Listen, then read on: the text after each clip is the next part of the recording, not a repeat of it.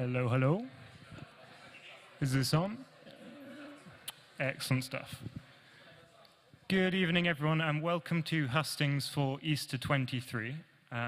Pleased to see such a packed chamber, as usual, for Hustings. So firstly, in case anyone's confused, we're not holding an emergency debate tonight. Tonight, we've just got Hustings and then the main debate at 8. The way this will work is each candidate will give a short speech outlining their manifesto, and then we will have the opportunity to ask a few questions. In the interests of time for non-presidential candidates, we're just going to keep this to one question, I think for obvious reasons, though the presidential candidates will be answering as many as we have time for. Just remember when asking questions that each candidate will have to answer the question, like all the candidates will. So don't aim your questions at individuals, they must be aimed in general. So let's begin. We're going to start with the social ents race, which our candidate is Alistair Matheson. So Alistair, you have 3 minutes.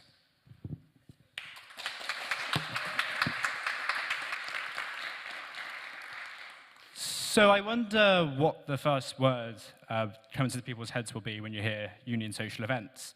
I think it probably won't be, as I think it should be, something like ball pits or free alcohol or that horse or bull thing that tries to shake you off when you sit on it. I think the word will be expensive. And I think that's fair enough, because when you look at the ticket prices for union events, union balls, garden parties, it does look expensive.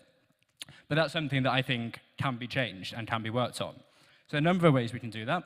Number one, I think offering a non-drinking ticket option for members who want to attend a ball, so that people who don't wish to drink don't end up paying a premium on their ticket prices to watch other people drink. I think secondly, working with the Equalities and Access officers to look at how we can introduce a bursary ticket to union events. And having worked on the Winter Ball committee this term, I've seen the way that we handle the data around bursaries doesn't allow us to do that currently, but I know that there are ways that we can change the way we collect and hold bursary data to allow us to offer bursary tickets to those that need them most. Thirdly, it's about ensuring that the committees that work on these balls and garden parties are absolutely committed to getting the best value out of every purchase they make for that ball, whether that be food, music, entertainment, drink, because that way they're able then to offer the best ticket price to members. And again, having worked on the ball committee this term, I've seen the ways that we can do that. And lastly, I think it's about offering a wider range of social events, not just the big balls and garden parties we'd normally associate. And especially in Easter term, we can use the sunshine to have socials outside in the garden, whether it be picnics, tea parties, that kind of thing, as a break from revision. Also things like Eurovision screenings, because Eurovision will be happening in Easter, puppy therapy, and events like that, which will be a nice informal break from revision and distraction from textbooks. Lastly, I think an important thing about Easter term is that the unions are able to offer a space that people can leave their rooms, leave college libraries, and use it as a good space for work and revision. And I think the union library has the potential to offer that, but it doesn't currently. So I think it's important we transform the library into an efficient, productive, cozy, atmospheric workspace that actually allows members to work. And with the orator bar downstairs, it's a great place to mix socializing and working, and it's a really great way to get out of accommodation, get out of the rooms, get out of libraries, and work in a nice, cozy, nice environment. So in short, if you are after cheaper, more affordable, more accessible social events, like Eurovision, like puppy therapy, and an even better than ever union garden party, as well as a transformed library that really works for you, and when you're aware of when it's open, when it's closed, then I'd be very grateful for your support tonight. Thank you very much.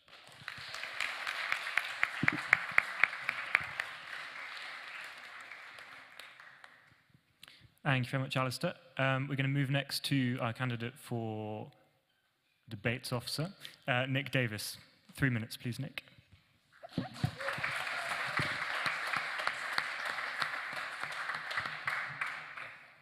Forgot my bloody notes for a second. Right. Well, I'm going to get through this quickly because I know they'll cut me off after 3 minutes. So, essentially, I have 4 policies which I think are the key cornerstone for how we can make debates better at the union. Policy number 1, I want us to democratise the selection of debates. I want you, the members, to choose a third of our debates in the term I'm debates officer. I make that pledge to you now. There'll be a range of selections, and you will get to pick from them for a third of our debates. Because I don't want you to just choose the answers to the questions. I think empowering our chamber means you choose the questions themselves. Secondly, I want to introduce head-to-head debates. This means high-profile speakers going up against each other, like having it out with the space for POIs and floor speeches. This will be exciting, it'll generate a bit of a buzz to the chamber, and it's exactly the kind of thing that we want. Thirdly, I want to introduce niche, nerdy debates. Deep dive discussions where they're outside this chamber, but if there's an enthusiastic subset of people who really want to debate an issue, and it doesn't have enough mainstream interest for the chamber, this will provide the space for those events to go ahead in the library, for example. And lastly, I think this is the most important of all my policies I'm mentioning, and that is to take access and diversity seriously, because it's not taken seriously enough. This means consulting with student societies which champion inclusivity when we decide who to invite. This means inviting more speakers from the Global South. This means having subcommittees which reflect a range of experiences at this university. But more importantly than that, it's not a policy, it's a philosophy. And the philosophy is that when we debate, it's not a distant and abstract intellectual exercise, distant from the people in this chamber. But when we debate, it speaks to issues which are relevant and salient in their lives. And as debates officer, that's a responsibility. So fundamentally, as debates officer, I want to construct the kind of debates you want to see.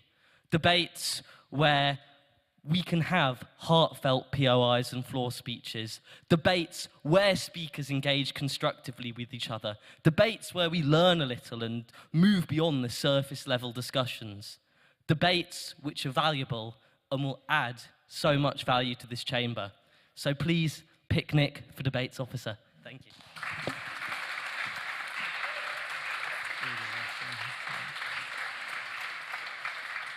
Thank you very much, Nick. We're just going to, before we move on, have one question for Mr. Alistair.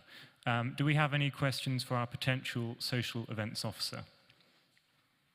Any? Oh, back there, just over there, please.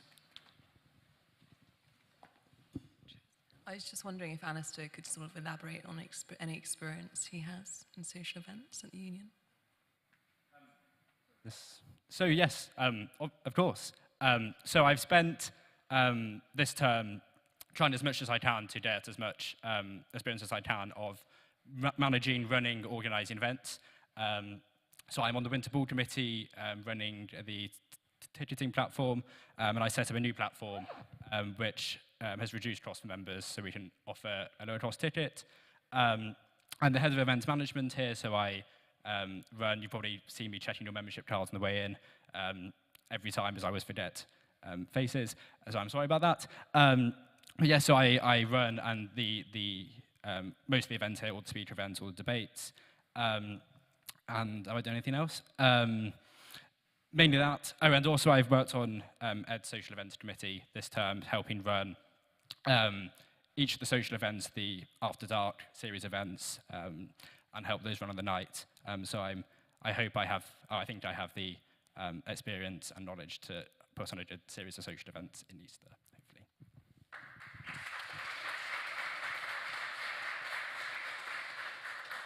Thank you very much, Alistair. And mixing things up, I think we'll go for one question for Nick. So any question for the debates officer over there, please?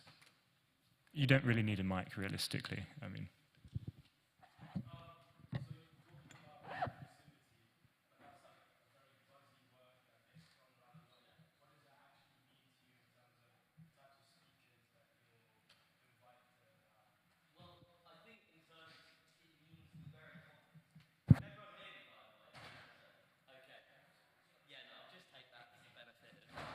For the benefit of people on this side. So essentially, you're right, it is sometimes used as a buzzword which can come across quite hollowly, but the reason why I mention the specific policies like inviting more speakers from the Global South, having subcommittees which reflect a range of experiences, consulting with student societies when we're inviting issues which are sensitive to our areas of inclusivity, that's kind of what it means. And I think also kind of why it also perhaps has an area of kind of personal significance to me is that my grandfather's an immigrant from Cyprus, and I'm conscious that when I put on events at this chamber, that would my grandfather sitting in this chamber as an immigrant from Cyprus, would he feel comfortable in that space? Would he feel like this is a space he can contribute to and has a place in? Because that's the most important thing to me, and it's him who I have in mind when I make the debates.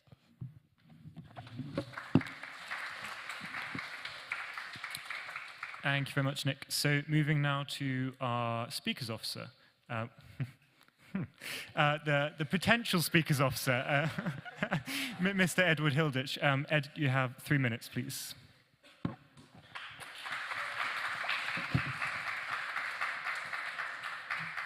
Well, I hope I can persuade you to vote for me for Speakers Officer. So anyway, yeah, I'm Ed. I'm a second year at Corpus, and I'm really excited to tell you about why I do want to be Speakers Officer.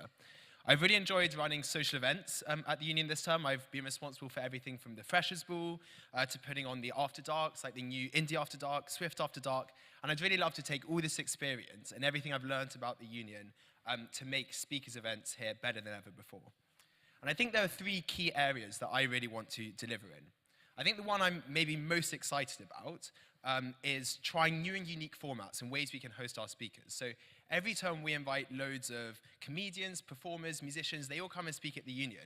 And what I'd really love to do is look into the possibility of kind of incorporating, getting ways to kind of for them to demonstrate their real talents and their unique careers with live performances and acts as part of the speakers events.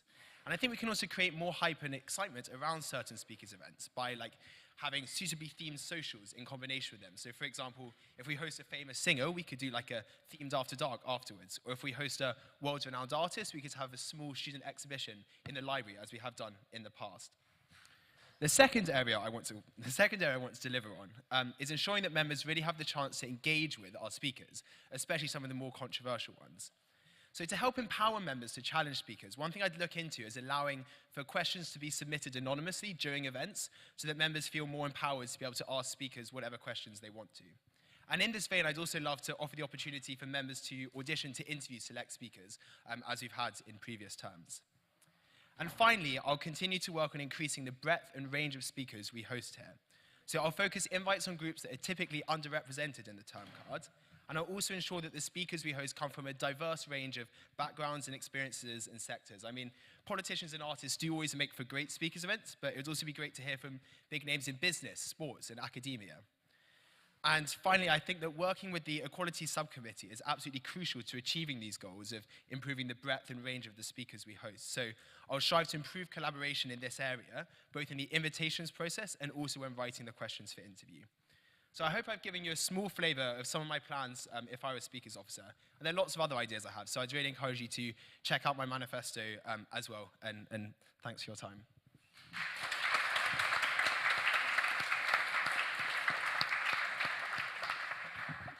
Thank you, Ed. So one question for Ed, please.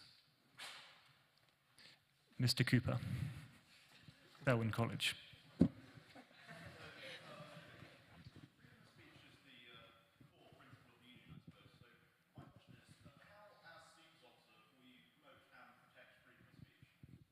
Yeah, so I think what's really important is, one is inviting a huge range of speakers. So I think I spoke about that a bit in terms of ensuring we have a wide range of backgrounds, wide range of jobs they've come from. I think that sometimes we have a tendency to only host speakers of a specific type.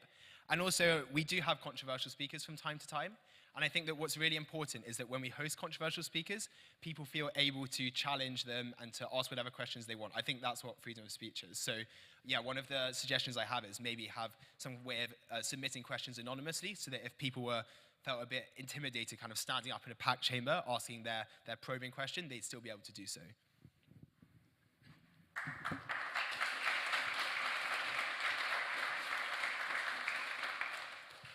Lovely, thank you, Ed. So moving on to the equalities race. We have 2 candidates for the equalities race. but one of them, Karem, could not be here tonight for medical reasons. So I think we're going to start with him. Calvin is going to read out a short statement that he sent for us. Right.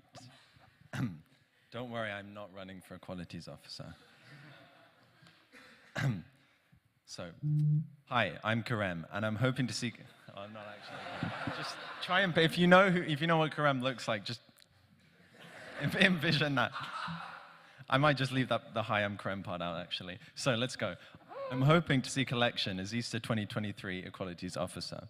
The union is a special place, but it can also feel like the institution and some of the people attempt to gatekeep access. Fundamentally, I have two philosophies which I will want to bring into the position of Equalities Officer.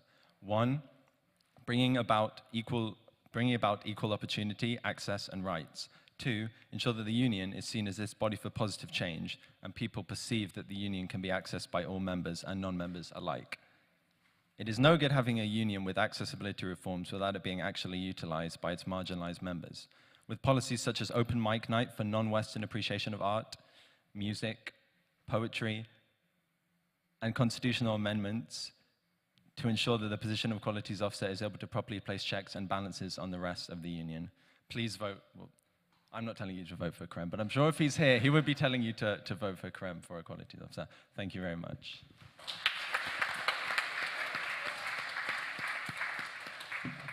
And our second candidate is Holly Sheridan. Holly, you have 3 minutes.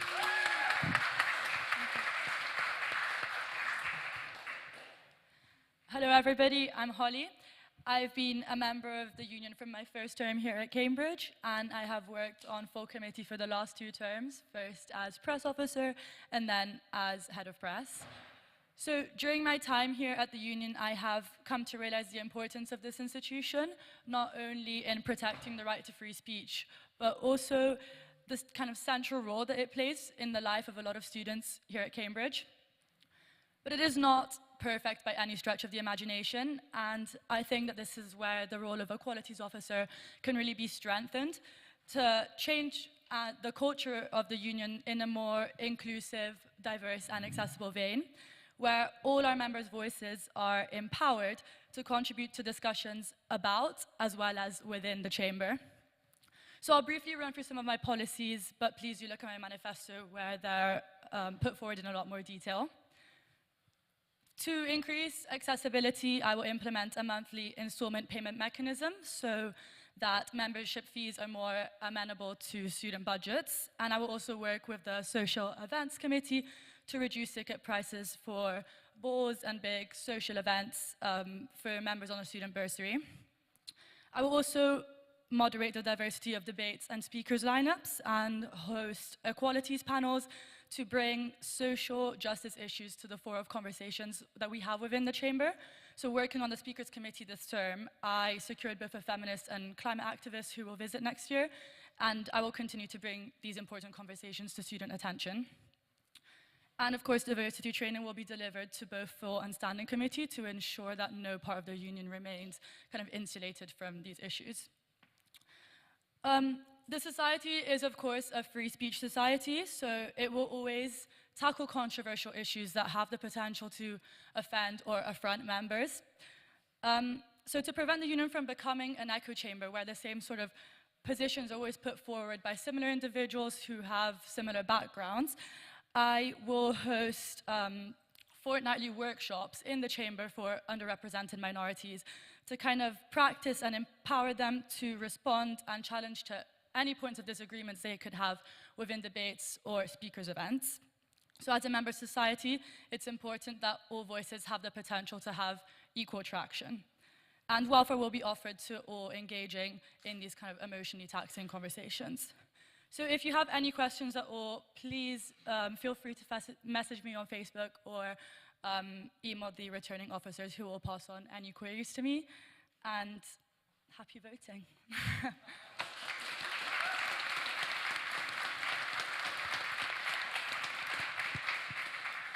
Thank you, Holly. In the interests of fairness, both our candidates for the equalities position have agreed that they're not going to be answering questions right now, just because one isn't here and Calvin's a great substitute, but he doesn't know what Chrome's thinking.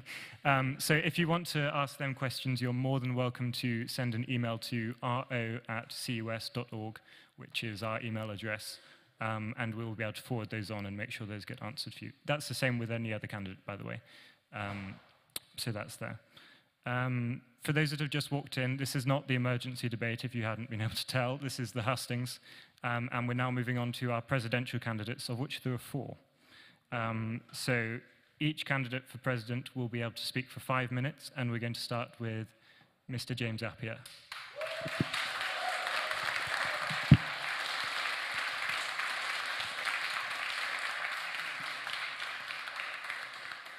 It's an absolute pleasure to be here at this dispatch box in front of all of you today. The first time I was here was back in October 2020, where I was debating a proposition that this House would stop talking and start listening.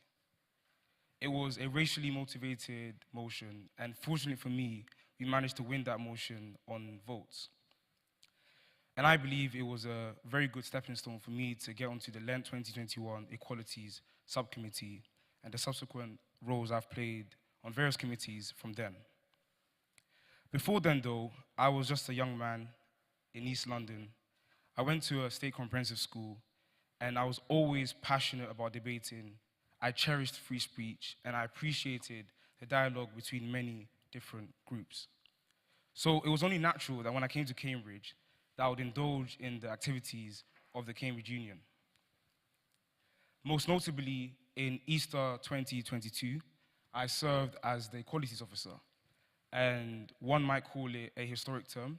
I implemented the first BME sports panel, the first men's mental health workshop, the first Queer After Dark, and the first women's debate training program. My track record speaks for itself, and I want to build upon my track record because I have a vision, and that vision goes beyond equality and access. It touches on entertainment and economic opportunities and economic development for you, the members. My first policy is the debating program. And as some of you may have seen, it's an 8-week program which will take place in Lent, where underrepresented groups will be able to be paired up with debate experts and be taught on various different debating skills in order to be able to engage with our main debates.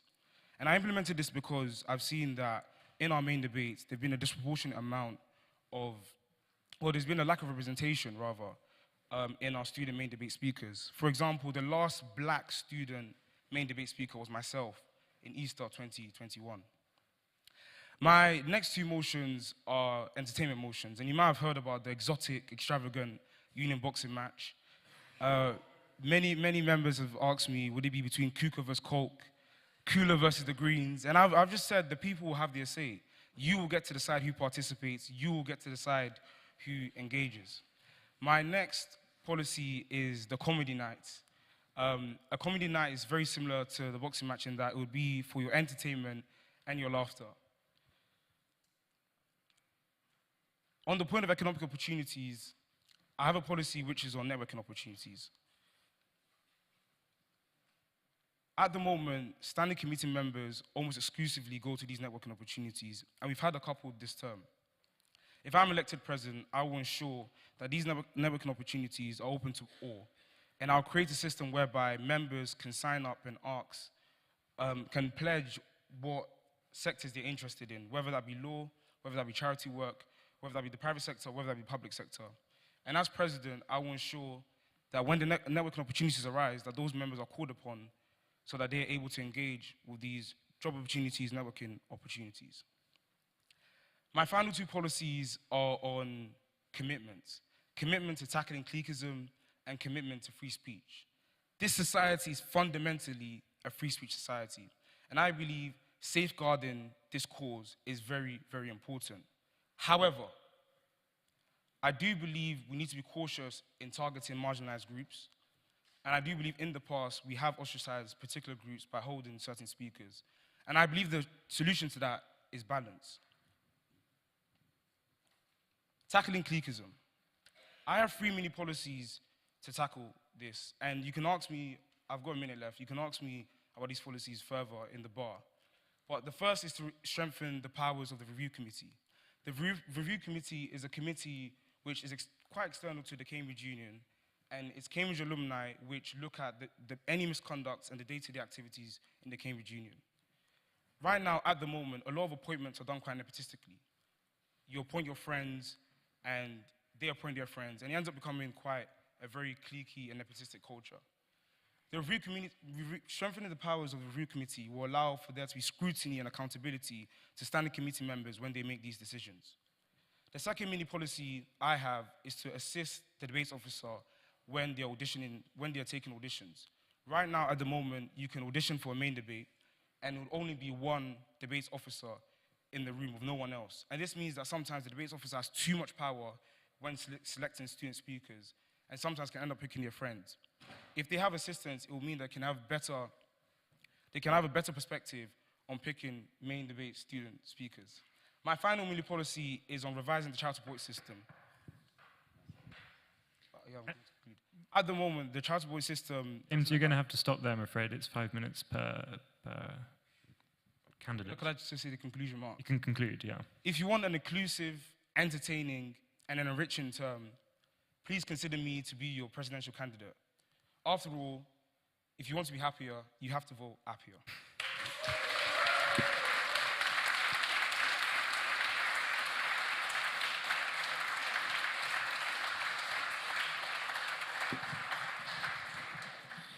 Thanks, James. As I say, we're sticking strictly to time so we can make sure we can get a few questions in for the candidates. We're going to move next to the next letter in the alphabet, B, for Breeze. Ellie, you have 5 minutes.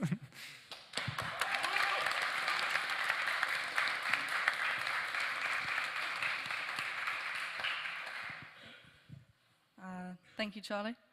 I'll be honest with you, it feels quite surreal standing here.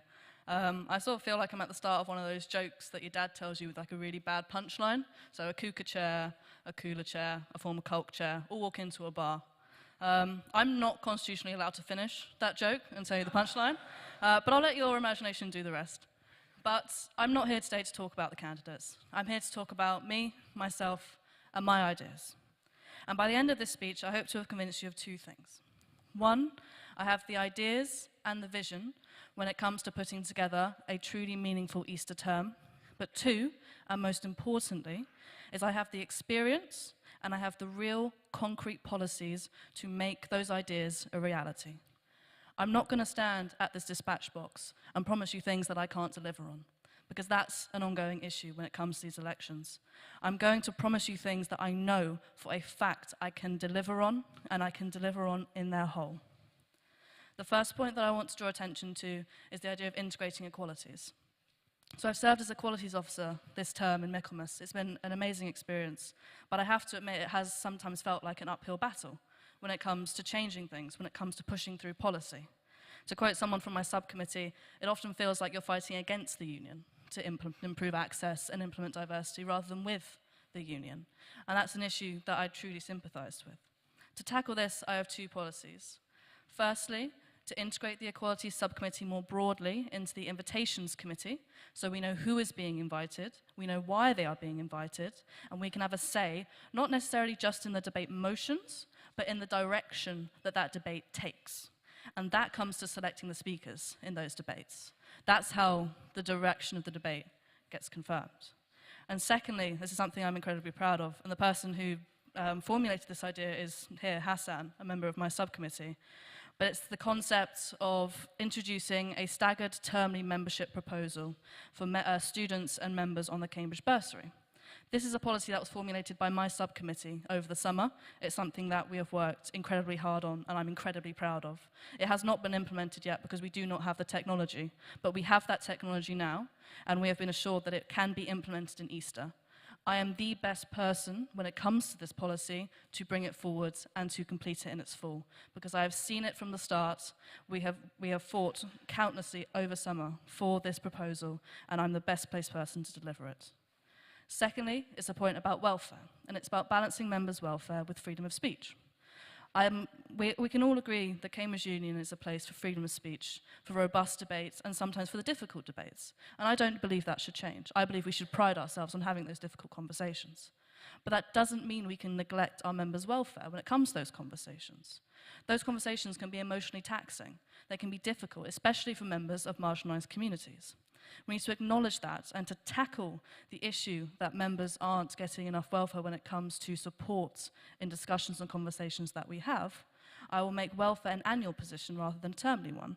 This ensures continuity when it comes to the position of welfare, and I will also implement more robust mechanisms and safeguarding mechanisms when it comes to debates and speaker events so that members know exactly where to go, when to go, and who to go to if they feel marginalised or if they have any issues or feel upset about anything that's been said in this chamber.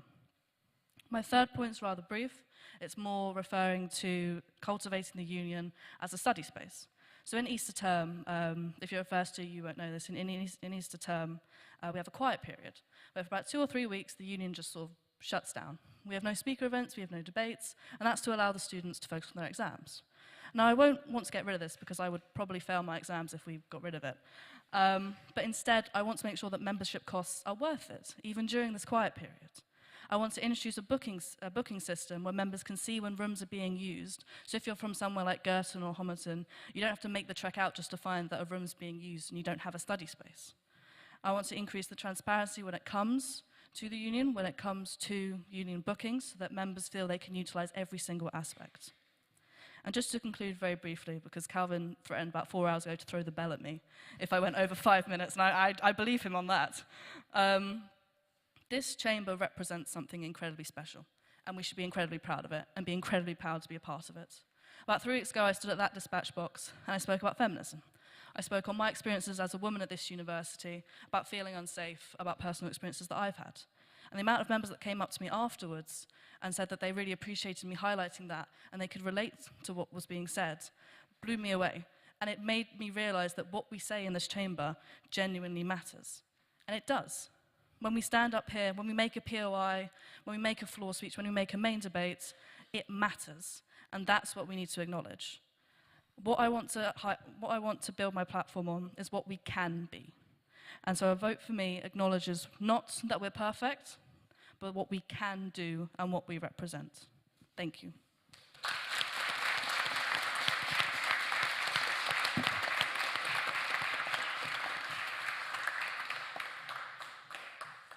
If you're stood by the door, feel free to come in, that's fine. Moving down the alphabet again, C for Carling. Sam, you have 5 minutes.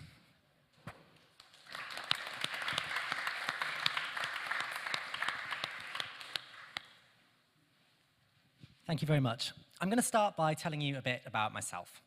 I grew up in a pretty rough area in the northeast, and when I got to Cambridge and decided to join the union, I felt like a fish out of water. It was a bizarre experience. And in fact, when I first tried to get involved in the committee in October 2020, I was so put off by all the men in black tie suits and perceived just air of snobbiness that I didn't come back again for a full year. So I know how inaccessible this place can feel, and I'm incredibly passionate about fixing that. Because once I did take the plunge and got past that initial culture shock, being involved in this society has been the highlight of my time in Cambridge. And the fact that all candidates for president have to have previously held senior positions makes the election for this post unique. You can judge us not just on what we're promising, but on what we've already done. For James, Ellie, and myself, who've previously had elected positions, you can look at the manifestos we ran on last time. They're still online. And you can judge whether we've lived up to what we promised there and then. So let me start with that. I promised more space after debates in the bar to socialise, which I achieved, as both sides of it are now open rather than just one, as it used to be with the other side used for corporate bookings. I also promised debates on more unique topics that would bring in members who have become disengaged with our events, and I've achieved that too. I'm most proud of the sex work debate even, that we ran that Ellie's just mentioned, in which all the speakers were women, and the chamber was full to the brim with people we never usually see. That debate, and others, brought out members who usually don't engage with us, and running events like that is exactly what we need to be doing. I'm not going to spend too much time in this speech going over my policy promises. I'd encourage you all to read my manifesto and have a look at my Facebook event or Instagram page for the full details. But in short, I'm promising 3 things.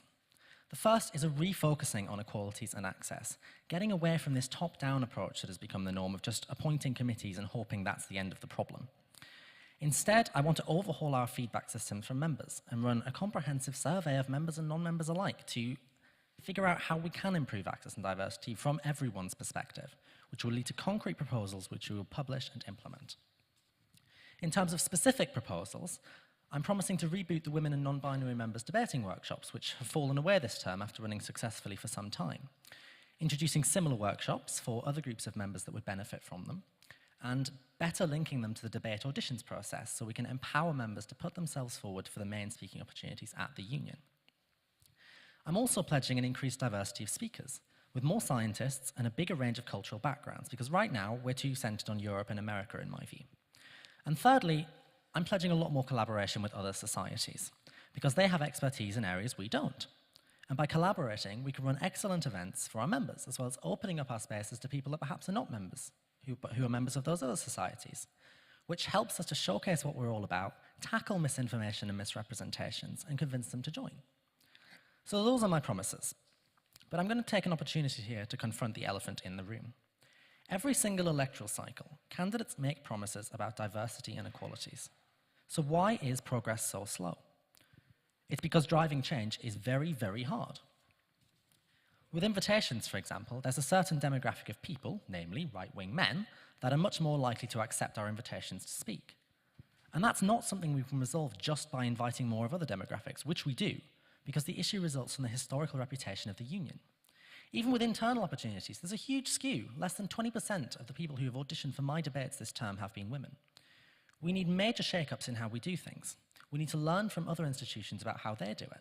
And that's where my external experience comes in. If we want to make the union representative of students and members, we need a president with experience of representing students. I'm an experienced leader that's run other societies, Cambridge University Labour Club, Christ's JCR, and grappled with those same issues there. As a trustee of Cambridge University, legally liable for university decisions, I know what our university is doing that is working, what isn't working on equalities issues, and I'm used to pushing for meaningful change. And the same is true of the work I do as a Labour councillor.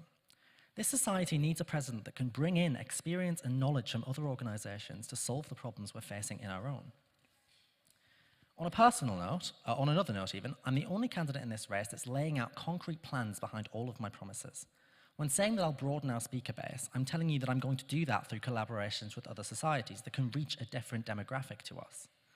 When promising to boost diversity, I'm explaining how I will use workshops and other initiatives to empower members to put themselves forward for debate auditions and other opportunities. All of this is to say, I am the candidate that you can trust on to actually deliver on what I'm promising. I have values I think most students share: transparency and accountability, that we should respect one another, support free speech without playing into culture wars, have equality rather than elitism, and I will put those values above all else in the role. So please, vote for me as your first preference, so we can drive a serious shake-up of how we do things and make serious progress in making our society representative, engaging, and accessible. Thank you very much.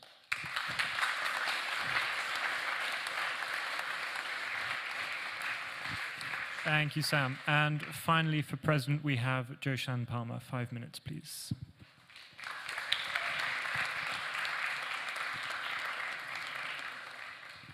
Hi, I'm Joshan, and yes, the rumours are true. I am a Komsky. And like everyone else here, I just want to enjoy my union membership. I want to see a term card full of debates on topics of real substance: the arts, science and technology, foreign policy, philosophy.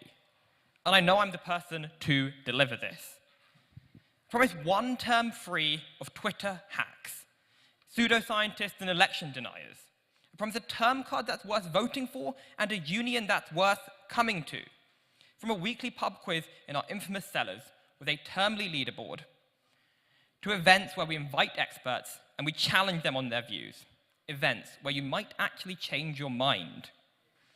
A fixed members area on the website so you can watch the debates online and make use of your life membership.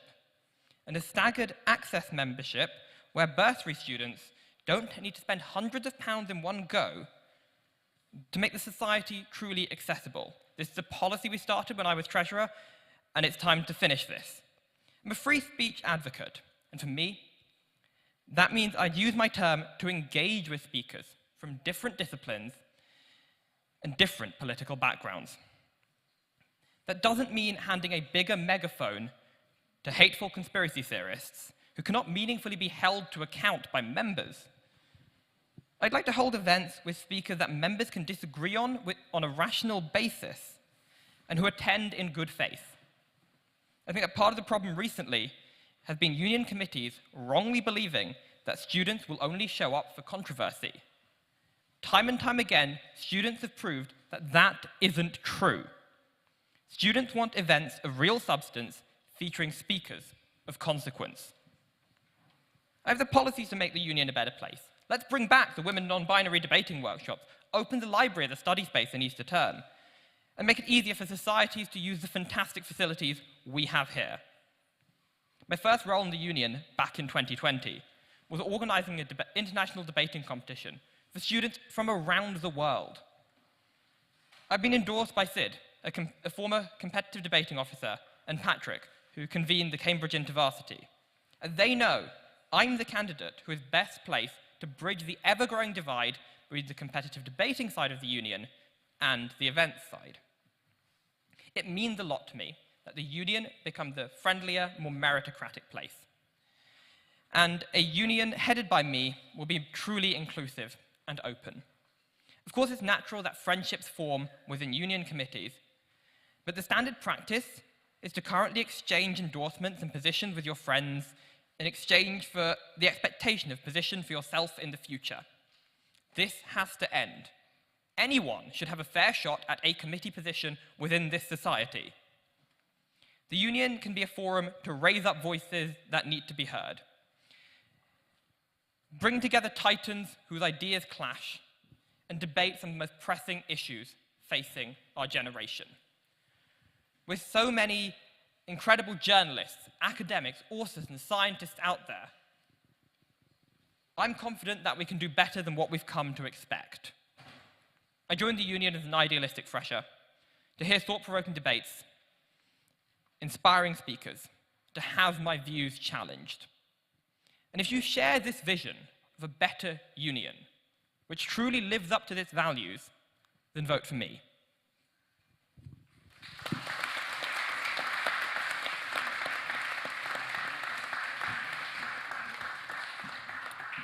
Thank you, Joshan. We're going to move on to questions, and I'd like to remind everyone that questions need to be phrased generally so all candidates can answer them, just in the interest of fairness. Let's start with Mr. Udi over there. Can we get a microphone to him, please? Hello. What would you say was the biggest mistake or failure of the term in which you served in your previous roles? And can we have Ellie answer that first, please?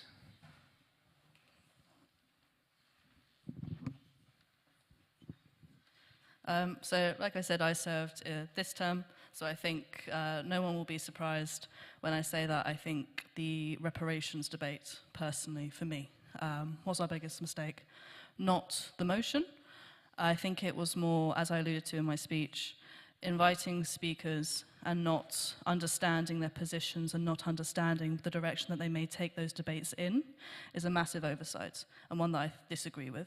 I think, additionally, the way he treated one of our members by directly calling her out, calling her privileged, pointing at her, was disgusting, and I called it out in a floor speech myself. But I think the lack of adequate provision for not just that student, but for everyone impacted. I myself was subject to online abuse by that speaker.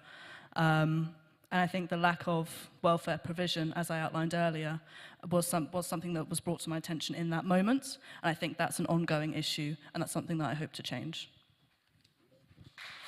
Thank you, Ellie. And Sam? Yeah, it's exactly the same thing for me, actually. It's those particular two speakers in the reparations debate. When we were designing that debate, what we wanted was to have a meaningful discussion about the way in which we address historical injustices amounting from colonialism and other areas, actually. The debate organizer was also interested in the climate side of things. We took Calvin Robertson in good faith that that's what he would actually speak about, and indeed that's not what he spoke about. I think the way he treated our members in the chamber was appalling, and we need to better put in place safeguards and procedures about what we do in those situations, because I think that particular event exposed brilliantly, actually, that we're not prepared for those things to happen. There was floundering afterwards. There shouldn't have been. There should have been slick, detailed processes for exactly what we need to do. and I will make sure that we implement that if I'm elected. And Josh Hunt? So I could talk about lots of things that happened in the term where I served as treasurer, but I think I'm going to focus on something that was directly related to the role I did. And that was in terms of that staggered membership thing. Because we tried really hard to implement it, but we'd focused very much on doing it using an external platform, using something like Klarna, which turned out not to really work with the legal framework of us as a charity and an events company. So I regret not trying harder, pushing harder at that point in time to build an internal system, which is something similar to what I'm proposing now, and I'll post about that later on my Facebook event. But I regret not trying harder, building that internal system and getting it through in that term, because that would mean we're able to get a more diverse membership, and yeah, that sort of is what I want to say. James. As I mentioned before, when I served as Equalities Officer in Easter 2022, I hosted a Queer After Dark. I spoke to a few members about this, and they felt that there was a commercialization of their sexuality at the union. So I think one of the mistakes on my behalf was, well, one of the things I would have improved on would have been to look at how we can host more panels, more inclusive panels, more niche panels, from people from the LGBT community, from the BME community, rather than just hosting social events, which can be seen as just a profit-gaining event. So that's one of the things I think I've failed on. And back to the floor. Should we go over here? Rudy. Yeah, we'll go Rudy. So the union obviously has an interesting reputation for kind of traditionalism, conservatism, being backwards and kind of partisan politics. This, I believe, is not really representative of our members. Several of our presidential candidates do have a political history of sorts. So Sanders Kulki's a Labour councillor. Josh, I believe, is chair of Kula currently, and James is chair of KUKA. Ellie, I believe, is neutral at the minute. How exactly do our candidates look to ensure this kind of political neutrality and change our image of the union as kind of a conservative and backwards institution?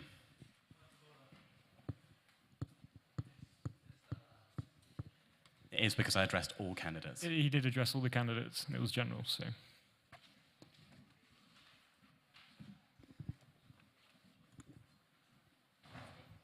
Yeah, let's go count. Look, I mean, you're absolutely right. All four of the candidates have served on the exec of a political society, actually. It's not just the three of us. Ellie has two. So that's kind of a ubiquitous issue, if you will. In all honesty, I think the biggest thing about it is to just be open and transparent and say, look, we all have political views and affiliations. I clearly do. All of us do. And just kind of acknowledge that and not let that interfere with the work you do as union president. It doesn't have to. I mean, I appreciate what you're saying about the sort of, there's been a historical reputation in the union of it being run by conservatives. I think genuinely what we need to do is just make sure that everyone is checking and balancing each other, and that overall the speaker lineup actually is very diverse and representative of all sorts of different political creeds and backgrounds. That's what's most important. And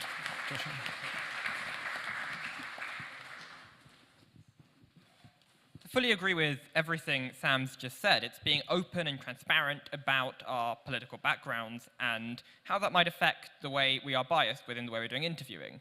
But by opening up interviewing to more members of committee, more members of the union as a whole, we can challenge that bias. By inviting speakers from a range of political backgrounds, we can allow all our members to challenge their political bias, challenge their views, and maybe change their mind on things. And I think that's what free speech really is, and that's what the society should really be about. James? Thank you, Rudy, for that great question. I think I have a few points on this. The first is that the Cambridge University Conservative Association is not affiliated with the Conservative Party and is much more of a social group more than a political group.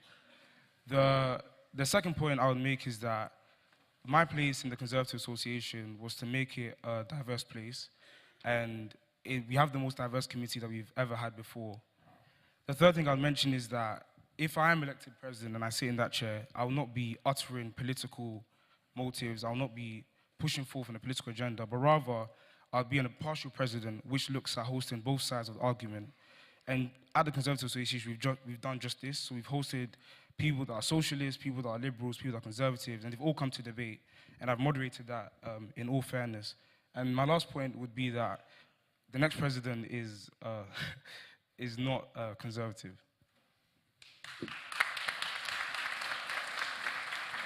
And finally, Ellie.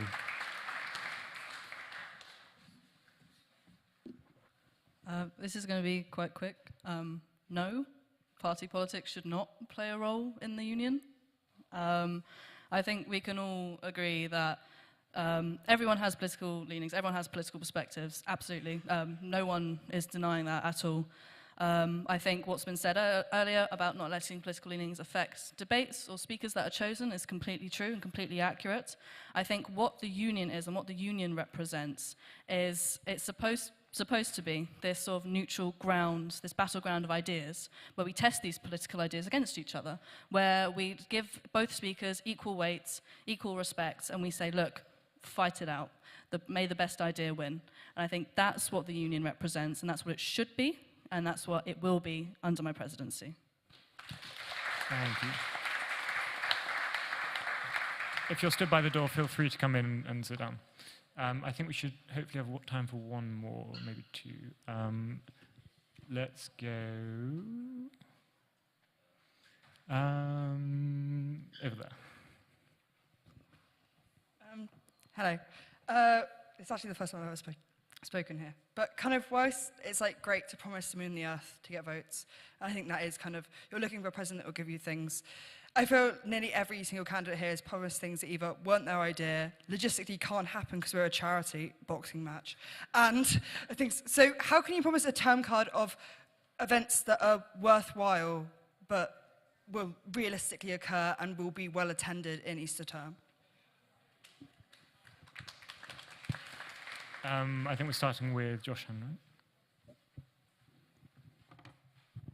Yeah, I think there are two parts to that question, which is a lot of us have very similar policies on our manifesto, and I think it's sort of a good thing, because we're all campaigning on a vision of change for this society. And I think I'm the right candidate to deliver that change. I've run a positive campaign, and I haven't been planning this for years and months. I made the decision to run after Thursday's debate last week. And none of the people on my campaign, none of my endorsements, have any political aspirations within the union. They're backing me because they believe in me and they believe I'm the right person to take the society forward.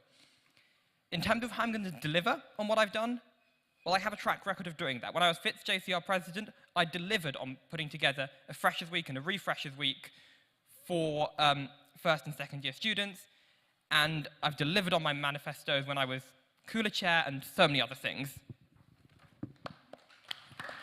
And James, let's go next. Thank you, Katie, for that question. This chamber has hosted puppy therapies, weddings, Zumba classes. I'm sure it could host a boxing match. And even failing at that, I'm sure that the other entertainment side of my policy, such as comedy nights, will still drive the entertainment forward for the union. And my second point is most of the policies that I have introduced are not really ones that require that much resources, like the boxing match. Things like opening up networking opportunities, revising the charitable point system, looking at having meritocratic debates and the debating program are things that can be achieved and have been started upon but will be built upon in my term.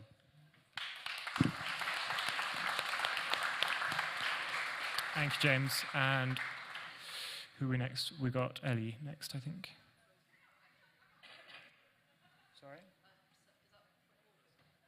Did you say point of order? No, then Ellie.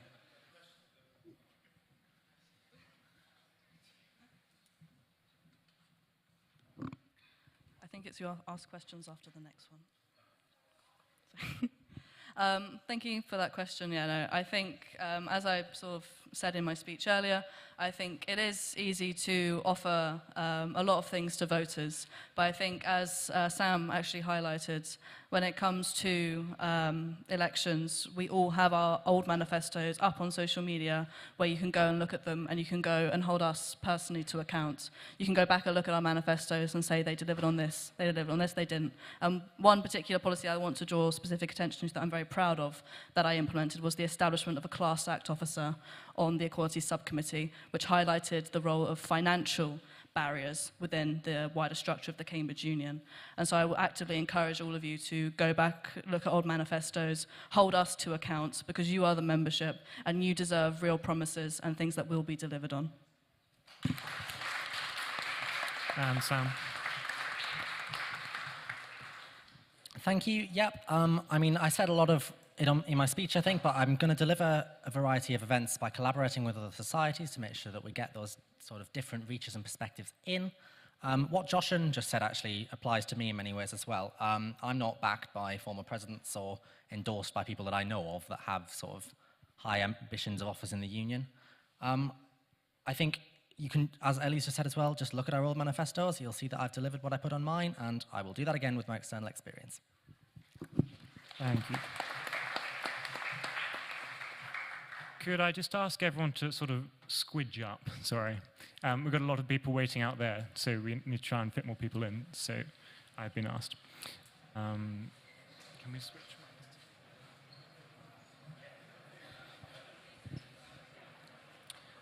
Thank you. I think we'll have time for one more round of questions, according to Lara. So let's go over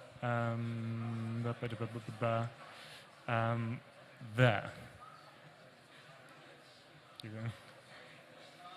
Can we get a mic, please? Thank you very much. Oh, wow, that's loud. Thank you very much. I just had a question because I was watching a debate online the other week, which was the right to offend debate. There were speakers only on one side, on this side of the chamber, and there were no invited speakers on the other. Despite the union's position that the debate had absolutely nothing on trans rights, it was done during Transgender Awareness Week. It was done with two people who are renowned for their positions on trans rights. And I think and it was actually, there was a documentary being filmed on gender politics in the chamber at the time, so I think that's slightly undeniable there. Two of the candidates here were on the standing committee for that, and I'd like to ask everyone what their role was in that, and if they didn't have a role, what their thoughts were on that debate, and what would they do to prevent that happening again.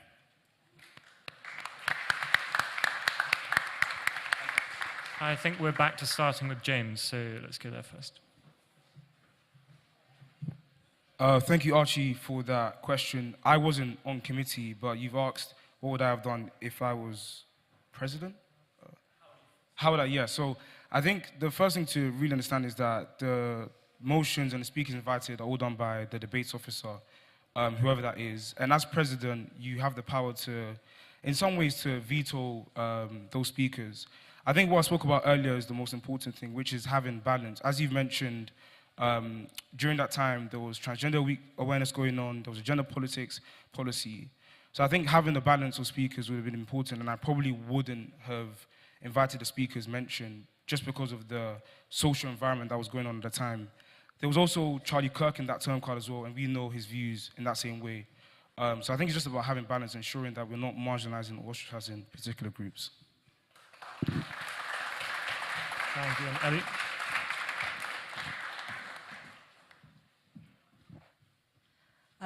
So I was on committee, I was equalities officer. In response to what was said regarding the responsibility when it comes to the debates, I'm not going to comment on that directly because I'm sure Sam will, but it is incorrect that it's the sole responsibility of the debates officer. It's a decision and authority ultimately rests with the president. It is up to the president's discretion when it comes to invitations, and Lara said in the Varsity article she took the initiative to invite that speaker on her own authority. I just wanted to clarify that before continuing. But in response to my particular role as a qualities officer, as I said in my speech earlier, it has been a massive source of frustration, the lack of power that the equalities officer and the equality subcommittee has. It has been something I've been struggling with this entire term, fighting to try and get us a voice in the room. Trying to get us in the room, let alone having a voice in it. And if elected president, something that I want to do is to install a mechanism whereby it doesn't have to be up to the discretion of the president to listen to the equality subcommittee. They have to, whether they like it or not.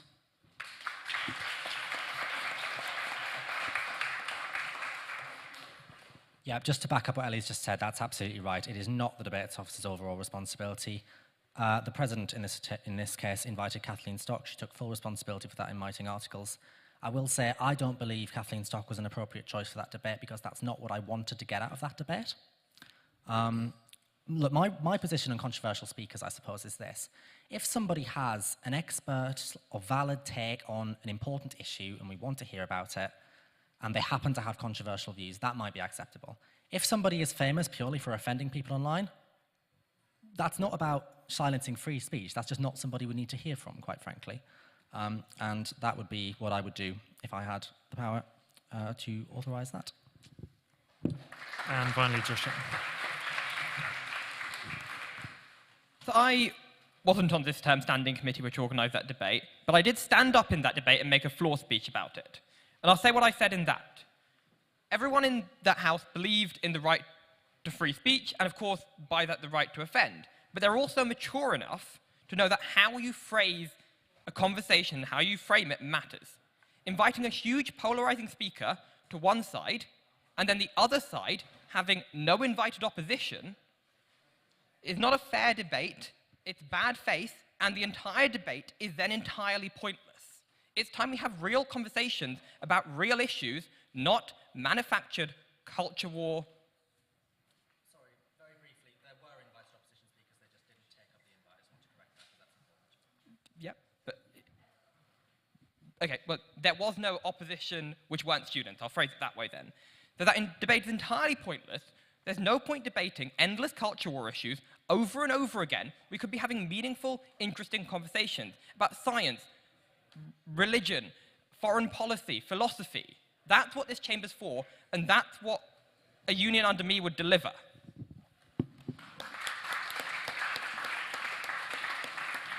Thank you, Joshan. And that was going to be the end, well, is going to be the end of Hustings. So if you have any other further questions, feel free to email them to ro@cus.org. The RO is, by the way, in case you need to say anything to us or you have any questions, Calvin here and me, Charlie, we are very happy to help with any questions you have. Voting itself, there's been slides around here, but it will be out in the reception just over there from 8 now, though I would encourage you to please vote after the debate, otherwise you'll miss some very important speeches.